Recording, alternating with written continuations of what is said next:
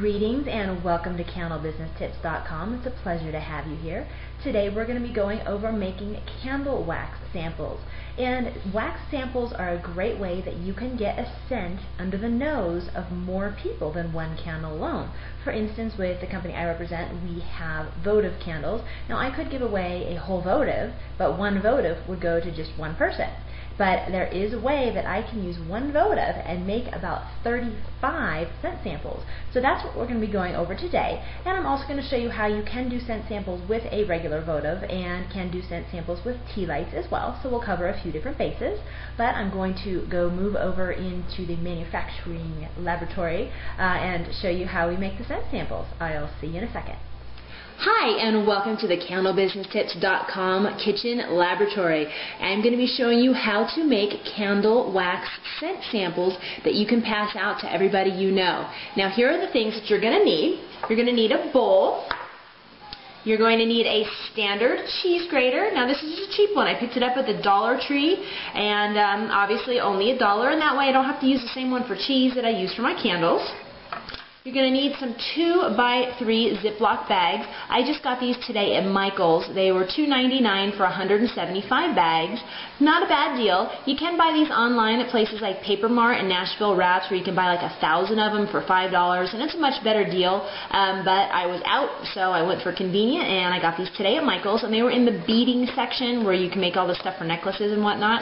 So here we go, 175. Great box. I've never seen them organized like this before. You're also going to need some of your business cards. You're going to need a votive candle, and you're going to need a stapler, and you're also going to need some labels. Now, these are labels I just printed up on my computer. They're Avery 8867 or Avery 8167, and I just have on there hot apple pie and French vanilla wax scent samples, and I call those my candle a la mode, and basically that's just because I'm mixing two scents together. And all you do to make the scents is take the wick out of your votive, put your cheese grater in the bowl, and then I use the fine side, and I grate it down to a powder. And I already have my hot apple pie in here. This is a French vanilla votive, and my hot apple pie is already in, so I'm just going to grate a little bit just to show you what we're doing here. I'm not going to spare you the boredom of watching me grate a whole candle. Now, this is something that if you have small kids at home, usually I'll have my 11-year-old daughter do this for me, but she's not here. But kids love to do this, and you'll notice that it smells really good. Now let me show you what I have here. It's a very fine powder, and I just take my spoon and I mix it up and get it all blended. And then you take one of your Ziploc bags, you open it up. Now you should really get out of one votive about 35 scent samples. So I have 2 votives in here. I should be getting about 70 scent samples and a generous scoop. But that's all you're going to want in there. See, it's not even halfway. It's very flat. Don't overdo it. Less is more. When I send these out in the mail and somebody gets one of these and they open their mailbox, they are in awe over how powerful this little teeny bit. You figure this is what, 1/30th of a candle. Imagine how powerful a whole candle is. So here we go. There's one. It's filled. And usually what I'll do is I grate both candles, and then I fill all of the baggies. And then I do all of the labels, and I kind of do it like in an assembly line. But for the sake of video, I'm just kind of showing you all the steps here. And then I stick my sticker on. And you want to, pay attention. Stick your sticker straight. Stick it in the center, because it's a representation of you. And you just stick it there right in the middle. And one thing I love about 2x3 size Ziploc bags is they are the exact same size as a business card. And what I do is I just line it up on the edge, take my stapler, staple it, and there we go. They're attached. Now I can have these in my purse and hand them out everywhere I go. I also do card dropping. That's a video that we'll cover at another time. But I place these all kinds of places, and I'll show you where. So this is how you make scent samples out of a votive. And next I'm going to be showing you how to do some out of tea lights, or how if you want to give a whole votive away out to somebody.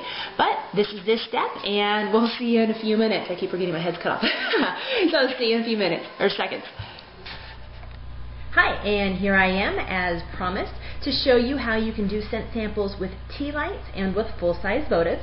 And I admit, I just had to go scrambling through the house to look for a tea light because my candle company doesn't have tea lights in it. So I don't burn tea lights. So I had to find one, and I did find one in the depths of a drawer. And this is basically what you would do is you would need the next size Ziploc bag. They're 3 inches by 4 inches. And here's what it looked like.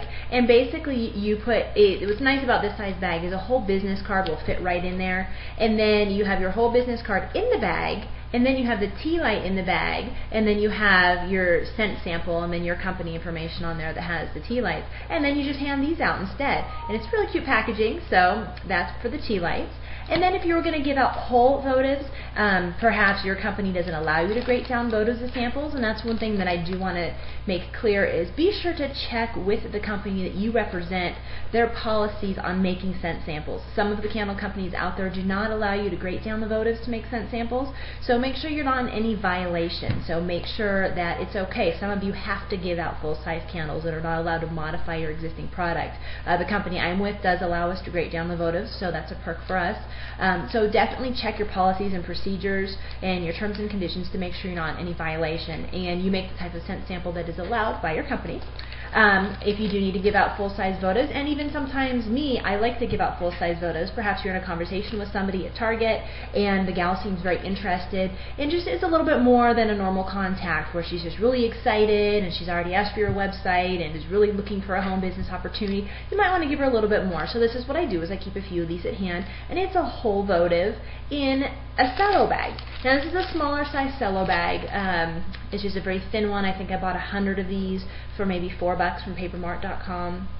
And basically all I have is my one votive in there with my candle flag. And if you aren't sure what a candle flag is, check out on the side column there my labeling tips, and I have a video on candle flags.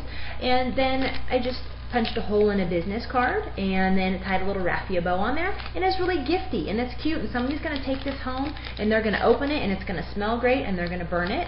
And I always like to reiterate candle burning instructions. Tell all of your customers, even if it's freebie, how to burn a candle. For instance, I tell my customer that I gave this to, please burn this in a snug, straight-sided candle holder for the best results.